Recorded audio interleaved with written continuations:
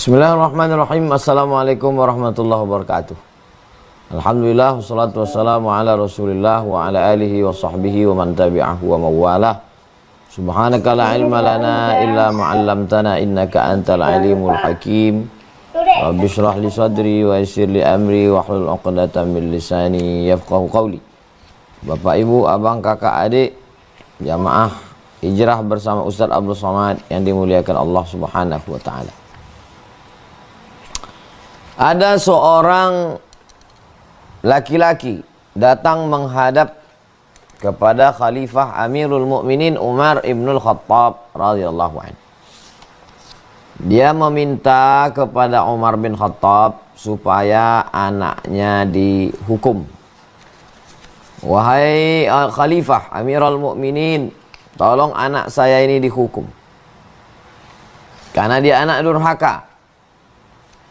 Umar ibnul Khattab orangnya sangat bijaksana. Lalu kemudian dia tanya, ada yang mau disampaikan wahai Ananda?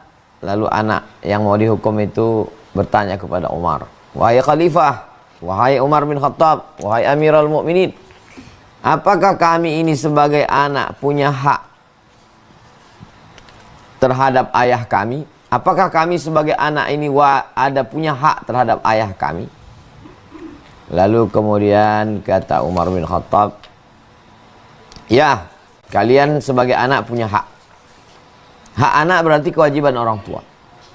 Lalu kemudian kata anak tersebut, apa hak kami sebagai anak? Yang pertama, hak kalian sebagai anak diberikan ibu yang solihah. Itu yang pertama.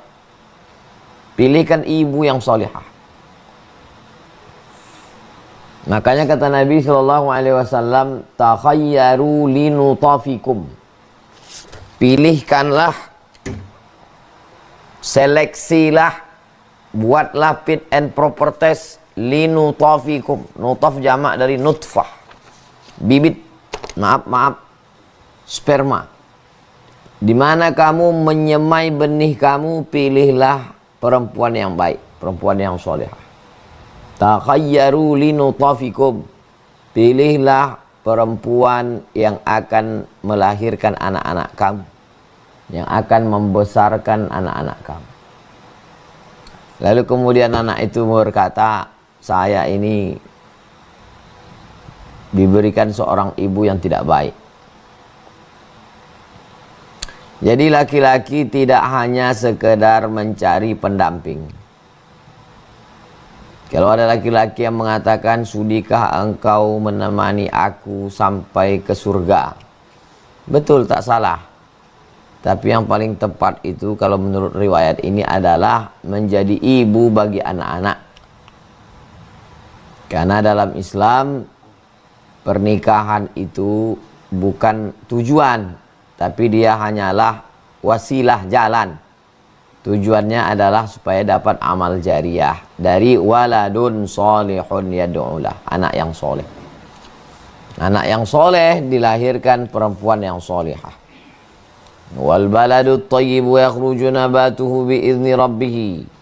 Tanah yang baik akan mengeluarkan tanam-tanaman yang subur, tanam-tanaman yang segar. Walladzi khabutha la yakhruju illa nakida. Tanah yang tandus hanya akan mengeluarkan tanam-tanaman yang tidak baik.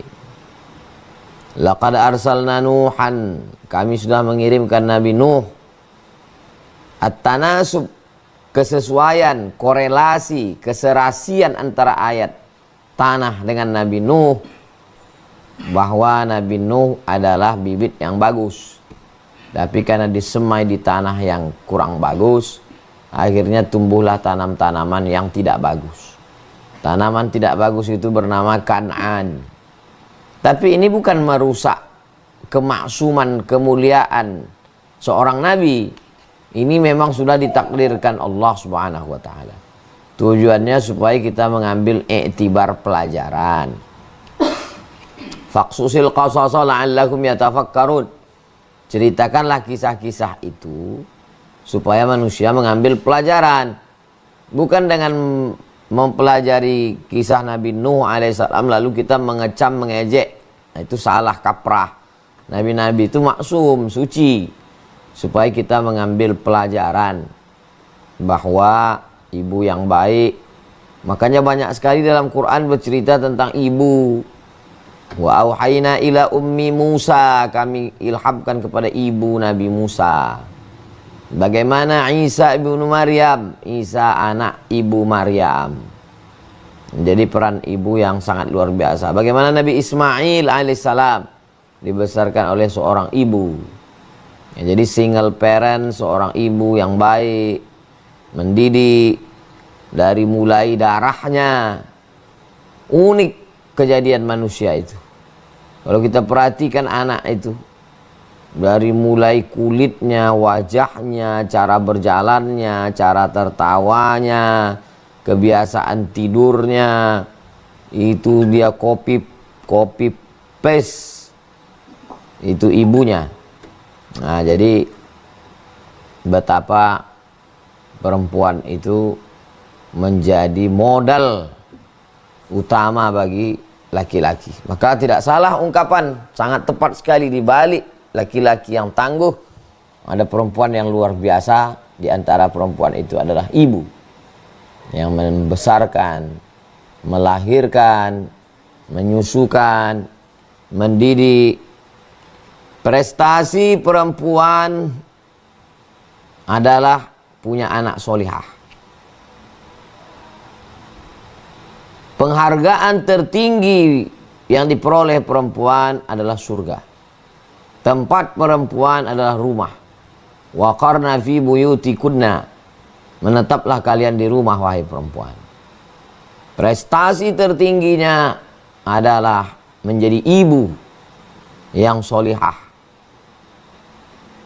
Dan harga yang paling mahal dari prestasi itu adalah lahirnya seorang anak yang menjadi amal jariah. Nah, jadi Imam Syafi'i, anak yatim, dilahirkan oleh seorang ibu yang luar biasa. Imam, pemimpin ulama seluruh dunia, Profesor Dr. Syekh Yusuf Al-Qaradawi, anak yatim. Nah, itu juga membesarkan seorang anak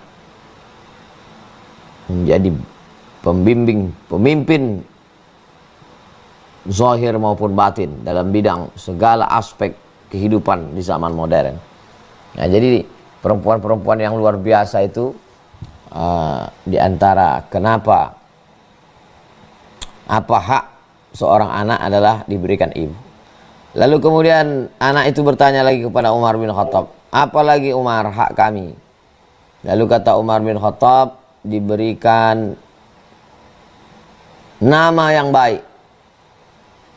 Lalu anak ini berkata, nama saya tidak baik, nama saya dikasihnya khamfas, kumbang. Kumbang itu kalau nahal, lebah masih ada lagi manfaat. Kalau kumbang melobangi kayu, seperti rayap. Jadi nama itu luar biasa. Ya'ti min ba'di ismuhu Ahmad, akan datang nabi sesudah aku namanya Ahmad, terpuji. Orang paling terpuji di langit. Muhammad dipuji di bumi. Muhammad sallallahu alaihi wasallam. Jadi nama ini juga sangat penting karena nama adalah doa. Makanya Nabi merubah nama-nama orang. Abdul Ka'bah, merubah Nabi namanya menjadi Abdullah. Abu Bakar Siddiq itu nama aslinya Abdul Ka'bah. Abdul Syams, hamba matahari, dirubah Nabi namanya Abdul Rahman. Itulah dia Abu Hurairah. Rata-rata yang mu'allaf masuk Islam. Beda dengan yang bapaknya udah Islam. Abdullah bin Abbas, Abdullah bin Umar, Abdullah bin Amr bin As, Abdullah bin Zubair. Itu memang bapaknya udah Islam. Tapi yang mu'allaf yang masuk Islam, Abdul Syams, hamba matahari, jadi Abdul Rahman. Selalu membawa kucing, dipanggil ya Abahir, wahai Abu Hurairah. Begitu juga dengan Husain, Orang Yahudi yang pertama kali masuk Islam di kota Al-Madinah, dirubah Nabi namanya menjadi Abdullah bin Salam, menjadi hamba Allah, karena nama adalah doa. Makanya tradisi orang kita dari Nusantara dulu ketika melaksanakan ibadah haji, maka itu minta nama dari Syekh Maktab. Dulu kalau merubah nama, ya berubah nama aja pulang zaman Belanda. Paling-paling dipanggil Pak Haji. Tapi zaman kita sekarang kalau merubah nama itu panjang sekali urusannya. Merubah KTP, paspor, akta kelahiran, apalagi kalau udah terdaftar di DPT, daftar pemilih tetap, itu ijazah, aksesnya bisa kemana-mana. Nah, jadi nama ini sebelum tercatat di akta kelahiran, di KTP, maka pilihkanlah nama yang baik-baik, nama yang bagus-bagus. Kemudian anak itu bertanya lagi, apa lagi hak kami sebagai anak, wahai Umar ibn Khattab? Kata Umar, hak kalian adalah diberikan makanan yang baik, makanan yang halalan thayyibah. Kulu, makanlah, min thayyibat, yang baik-baik. Kulu, makanlah, min thayyibat, dari yang baik-baik. Innallaha thayyibun, Allah maha baik. La yaqbalu illa thayyiban, Allah tidak menerima kecuali yang baik-baik saja. Anak dimasukkan pesantren, bagus. Anak dimasukkan Islamic boarding school, mantap. Anak dimasukkan ke sekolah full day Islam, tidak salah, tepat sudah. Tapi yang terpenting dari semua itu adalah kasih anak makan halal. Kasihan gurunya di pondok kalau anak itu makan haram, melawan otaknya. Nah, jadi pesan Umar bin Khattab, kasih anakmu ini makan yang halal, kasih makanan yang baik. Karena dari makanan itu menjadi saripati, termasuk masuk ke dalam badan, ada yang jadi keringat, ada yang tahi mata, ada yang jadi tahi telinga, ada yang jadi kencing, ada yang jadi kotoran, dan ada yang menjadi darah. Keluar dari kulit, keluar dari telinga, keluar dari hidung, keluar dari mata, keluar dari anus, keluar dari alat kelamin, dan ada yang saripatinya jadi darah. Darahnya masuk ke dalam jantung. Dari jantung menyembur naik ke otak. Otak itu, di atas otak ini air, darah membawa oksigen. Otak inilah yang memerintahkan mata, otak memerintahkan telinga, otak memerintahkan tangan, otak memerintahkan kaki. Makanya kalau sampai darah ini kotor, na'udzubillah, secara medis, kalau sampai darah tidak lancar, na'udzubillah, kena stroke ringan. Mudah-mudahan yang sakit-sakit diangkat Allah penyakitnya, sehat walafiat. Tapi ada makna lain. Makanan-makanan yang haram itu merusak, mengotori akal pikiran. Nasiyatin, ubun-ubun, kadzibatin, penipu, pembohong, khati'atin, buat salah, buat dosa. Nah, itu semua berawal dari makanan. Ayyuma lahmin, setiap daging di badan, nabata min haramin, tumbuh dari yang haram, fannaru aulabih, tempatnya adalah api neraka. Jadi menurut riwayat yang awal ini, maka kewajiban ayah yang merupakan hak dari anak sesuai dengan dialog Sayyidina Umar bin Khattab. Pertama, kasih ibu yang baik. Kedua, kasih nama yang baik. Ketiga, kasih makanan yang baik. Ibu saya orang tak baik, nama saya kumbang, makanan saya dikasihnya makanan yang haram, yang syubhat, yang riba. Apa kata Sayyidina Umar bin Khattab? Laqad aqaqtahu qabla an ya'uqqa alaih. Kamu lebih dulu durhaka kepada anakmu sebelum anakmu durhaka kepadamu. Anakmu ini memang salah, anak kau ini memang anak durhaka. Tapi kamu wahai ayah lebih dulu durhaka kepada anakmu, barulah anakmu durhaka kepadamu. Betul, anaknya memang anak durhaka, tapi sebabnya apa? Bapaknya durhaka. Jadi beruntung sekali lah bapak-bapak, ibu-ibu yang mengamuk ke anaknya. Memanglah kau anak durhaka, kata. Anak itu tak melawan, karena tak tahu dia riwayat ini. Kalau tahu dia riwayat ini, aku durhaka ini karena kau durhaka, kata dia. Ibuku tidak kau kasih orang baik, makananku tak baik, namaku tak baik. Paling-paling karena dia pergi aja. Dia tidak melawan karena dia tidak punya pengetahuan. Itulah pentingnya seorang laki-laki tahu siapa dirinya, sadar tentang tanggung jawabnya. Ar-rijalu, laki-laki, qawwamuna 'alan nisa, menjadi pemimpin bagi perempuan. Ibu-ibu, kakak-kakak yang punya anak perempuan mungkin merasa ringan aja beban kami Pak Ustadz. Suaminya nanti. Ibu-ibu, kakak-kakak yang punya anak laki-laki, didiklah dia sebagai kepala rumah tangga. Kau nanti jadi ayah, latihanlah jadi imam. Kau nanti jadi imam tahajud di rumahmu. Walaupun sholat zuhur, asar, maghrib, isya, subuh kau di masjid, tapi tahajudmu di rumah nanti gimana kau jadi imam?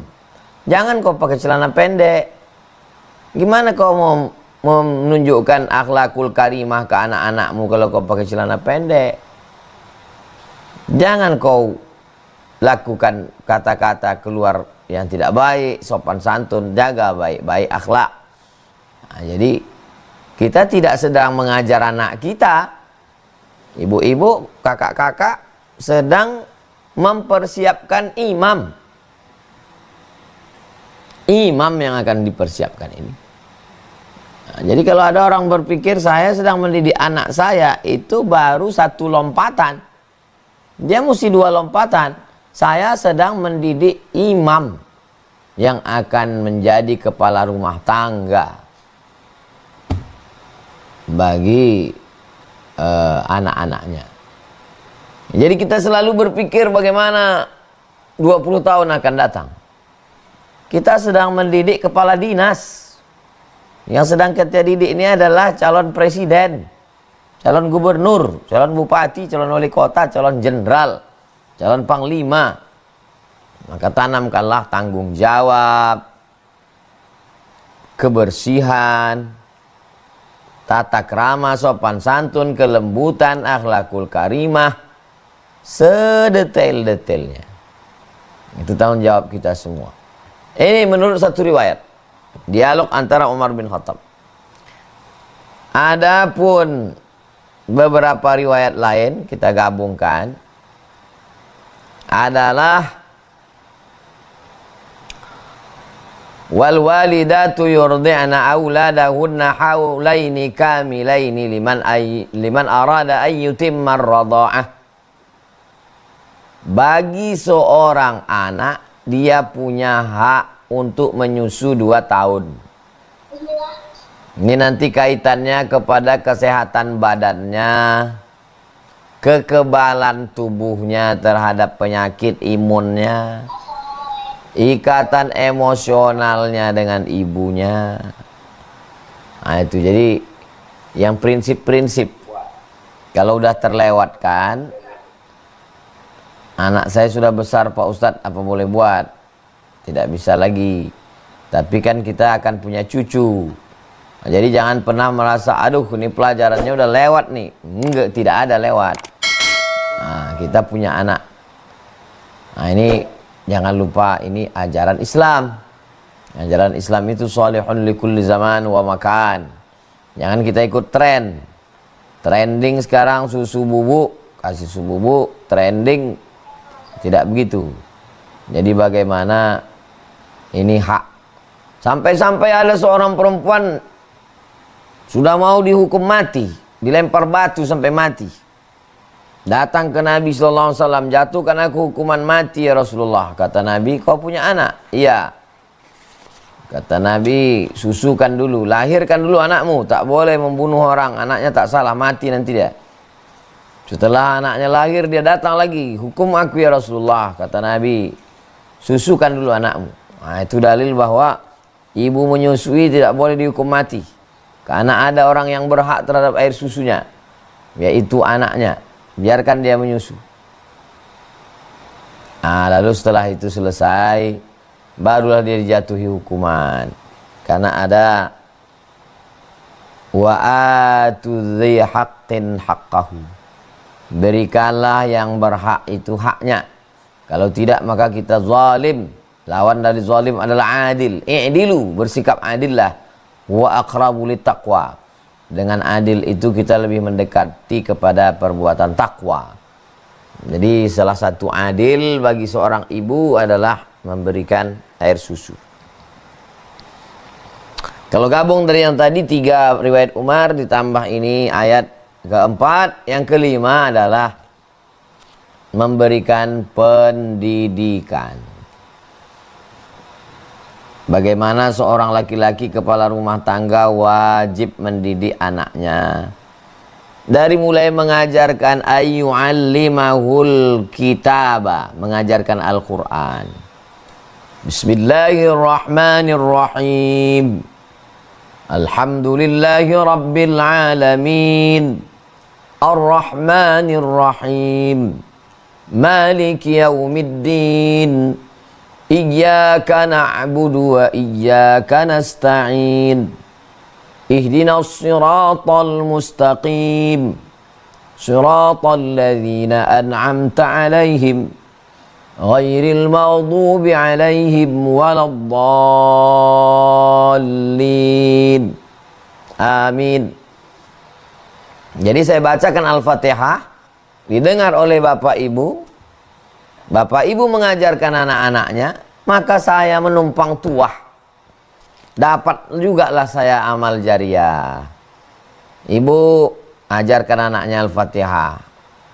Al-Fatihah itu tadi diajarkannya pula ke istrinya. Diajar pula anaknya ke cucunya. Dalam satu hari, subuh, zuhur, asar, maghrib, isya, duha, tahajud, witir, qabliyah, tahiyatul masjid. Mengalirlah ke kita semua. Bapak-bapak yang tak sempat mengajar anak, saya sebelum kesini tadi sempat membukakan Iqra, jahakho, adaha, akhoho, mengenalkan huruf.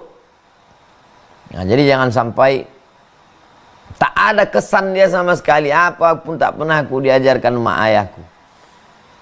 Bagi kita yang mak ayah kita udah meninggal dunia, dia tak pernah mengajar kita dulu, tak usahlah kita ungkit-ungkit itu.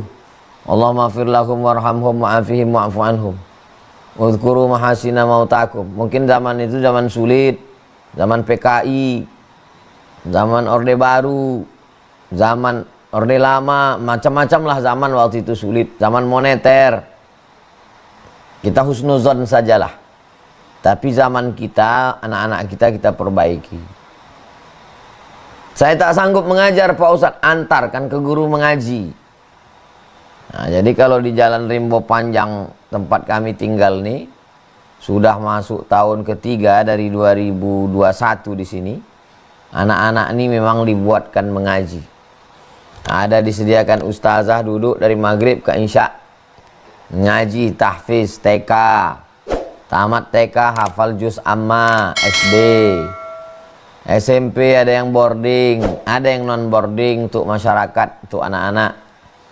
Nah, ini semuanya adalah supaya kita lepas tanggung jawab nanti ketika ditanya, ketika disoal tentang pendidikan. Pendidikan non formal, pengajian ibu-ibu. Supaya jangan sampai Ustadz Somad ini cuma pandai ceramah aja. Nah, dibuatkan 4 kali Jumat.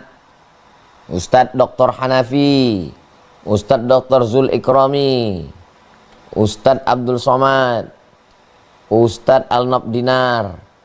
Ada akidah, ada fikih, ada akhlak, ada hadis, ada tahsin bersama Ustazah Fatimah.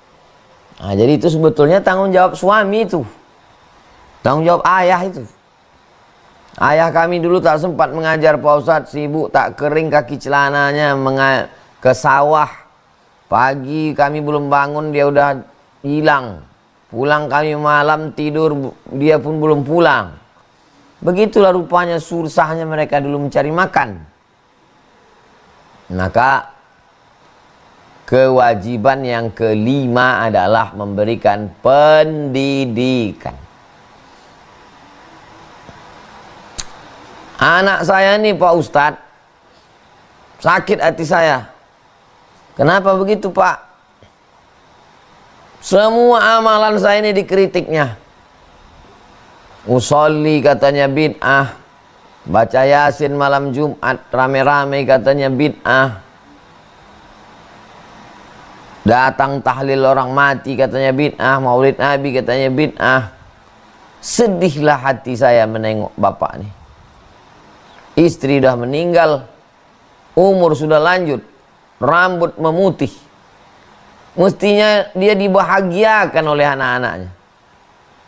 Bawakan makanan, belikan kain sarung, belikan peci, peluk cium, kusuk-kusukkan lututnya pakai minyak zaitun, hibur dia, dibid'ahkan pula amal dia. Jadi macam manalah cara saya menghibur, menyenangkan hatinya?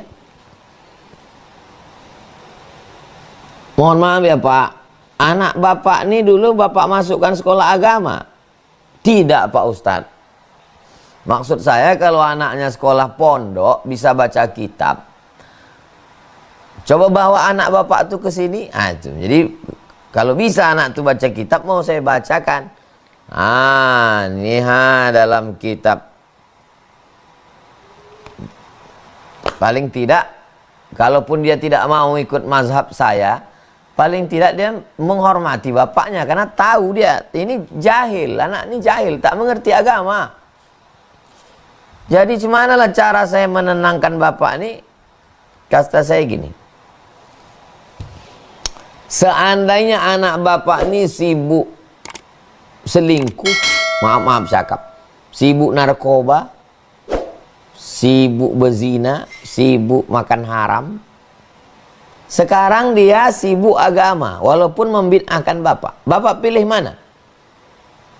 Biarlah saya dibid'ahkan ya Pak Ustadz, asal dia sembayang. Udah, gimana? Agak tenang Pak. Ya, itulah lagi cara menghibur orang tua. Kesalahannya di mana? Gara-gara tidak diberikan pendidikan agama. Iya, tapi saya tak mau anak saya Pak Ustadz jadi ustadz.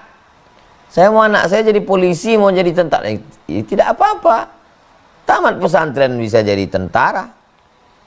Ketua kelas saya di pondok dulu tentara. Kawan saya satu kursi waktu sekolah tentara sekarang. Adik-adik kelas saya banyak yang jadi polisi, tamat pesantren.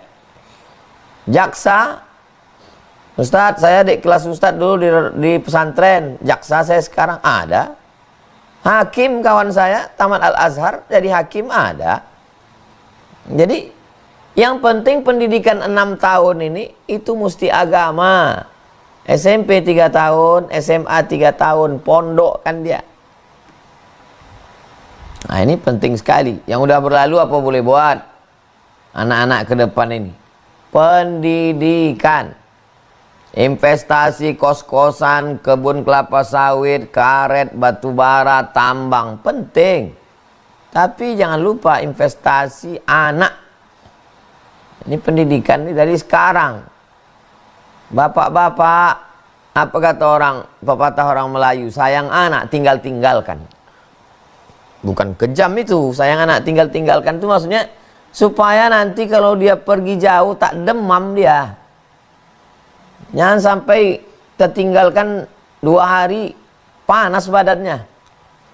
Panas badan anak nih bang.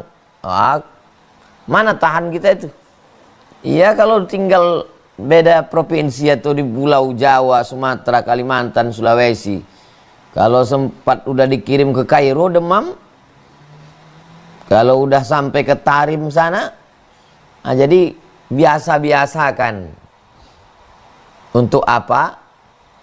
Biar supaya untuk masa depan dia. Nah, jadi keponakan saya, anak saya, mau tak mau, suka tak suka, wajib masuk pondok. Kemarin datang tamu. Saya Pak Ustadz baru saja keliling, Bapak anggota Dewan DPR RI. Tadi ada sekitar 1000 anak-anak Pak Ustadz. Kebetulan acaranya pagi Jumat. Saya tanya lah 1000 anak nih. Siapa yang tadi sholat subuh di masjid? Tidak ada satu pun dari 1000 anak itu yang sholat subuh di masjid. Terbodoh saya Pak Ustadz, kata tamu saya ini. Dia terbodoh, saya lebih terbodoh lagi. Begitulah ramainya tabligh akbar, ramainya pengajian. Rupanya siapa sebetulnya yang ke masjid ini? Kok bisa 1000 anak sekolah kumpul, tidak ada satupun yang sholat subuh ke masjid? Sejahat nakal-nakalnya anak di pondok pasti ke masjid. Makanya kalau ada orang ngomong, saya ragu dengan pendidikan pondok pesantren ini. Jangan karena nila setitik rusak susu sebelanga. Jangan gara-gara hujan sehari hilang kemarau setahun. Kasus ini berapa pondok yang berkasus? Coba bandingkan berapa lama, berapa ribu, berapa banyak santri ulama negeri ini merdeka karena pondok. Muhammadiyah 1912, Nahdlatul Ulama 1926, Persatuan Tarbiyah Islamiyah 1928, Al-Jamiatul Wasliyah 1930, sebelum Indonesia merdeka 1945. Tapi jangan lupa ada yang lebih tua lagi dari ormas-ormas ini. Apa? Pondok pesantren. Pondok lebih dulu daripada ormas. Tuh Pondok Sidogiri berapa lama sudah? Pondok Lirboyo, Pondok Mbah Hasim Tebu Ireng, Pondok Mbah Wahab, Pondok Mbah Bisri Sansuri, Pondok Al-Falah,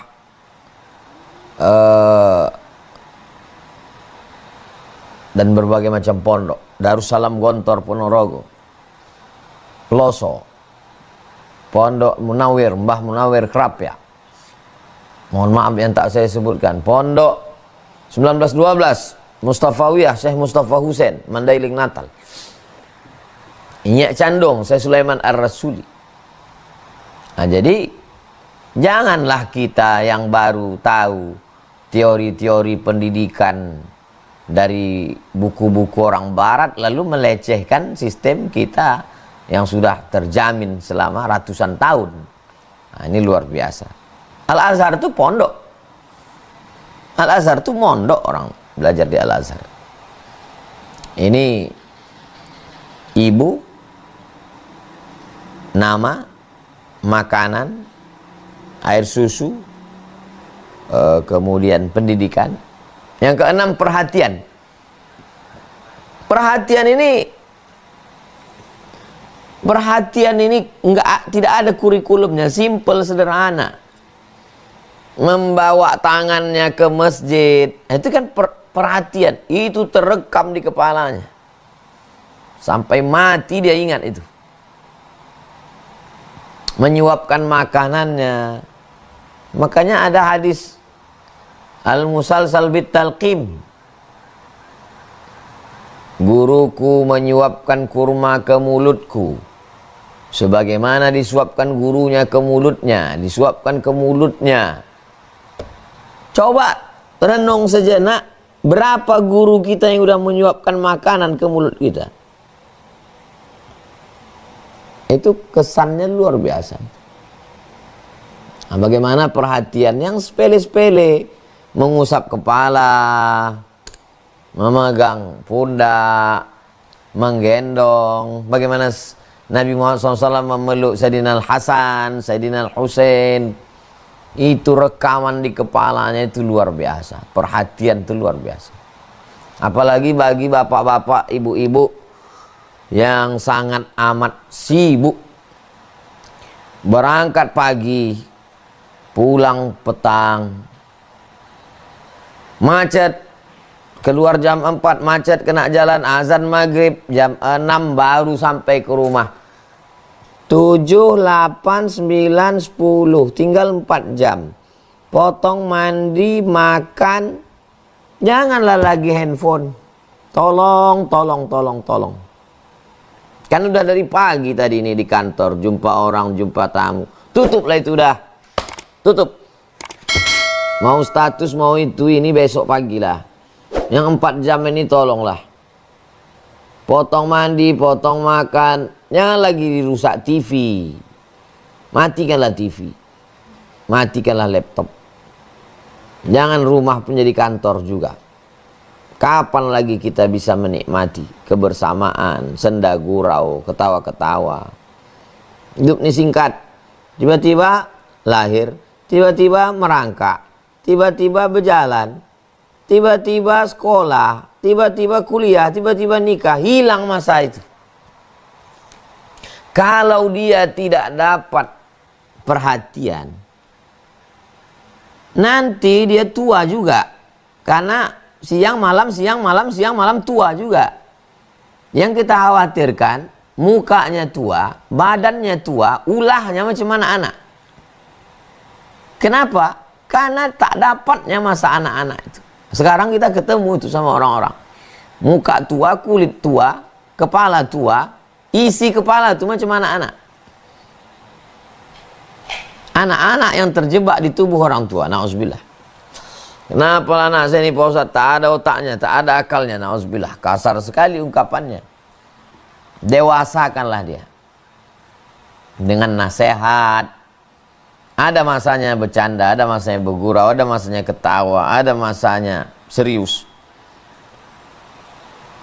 Quality time kata orang sekarang. Bagaimana waktu berkualitas.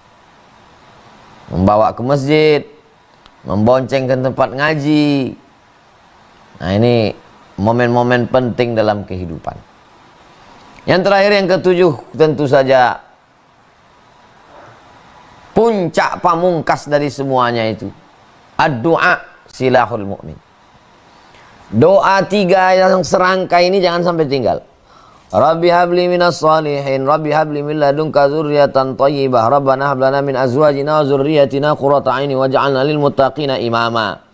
Rabbi habli minas salihin, doa Nabi Ibrahim. Rabbana hab lana min ladunka dzurriatan thayyibah, doa Nabi Zakaria. Rabbana hab lana min azwajina wa dzurriyyatina qurrata a'yunin waj'alna lil muttaqina imama, doa ibadur rahman, hamba-hamba Allah yang Maha Penyayang. Doa Nabi Ibrahim dapat anak Ishak dan Ismail. Doa Nabi Zakaria dapat Nabi Yahya. Doa ibadur rahman dapat mukminin mukminat, muslimin muslimat. Jangan pernah bosan mendoakan. Bayangkan mukanya, bayangkan wajahnya. Rabbi habli minas shalihin, Rabbi habli min ladunka dzurriatan thayyibah, Rabbana hab lana min azwajina wa dzurriyyatina qurrata a'yun waj'alna lil muttaqina imama. Baca selawat, baca Al-Fatihah. Al-Fatihah terbuka segala yang tertutup. Al-Fatihah terbuka pintu hatinya, terbuka akal pikirannya, terbuka pintu rezekinya. Tak pernah bosan. Sampai jam 8.40 sebagaimana biasa saya kembalikan ke Mbak Ustadz Noval. Kita lanjutkan dengan dialog. Demikian Ustadz Noval, barakallahu fikum. Wassalamualaikum warahmatullahi wabarakatuh.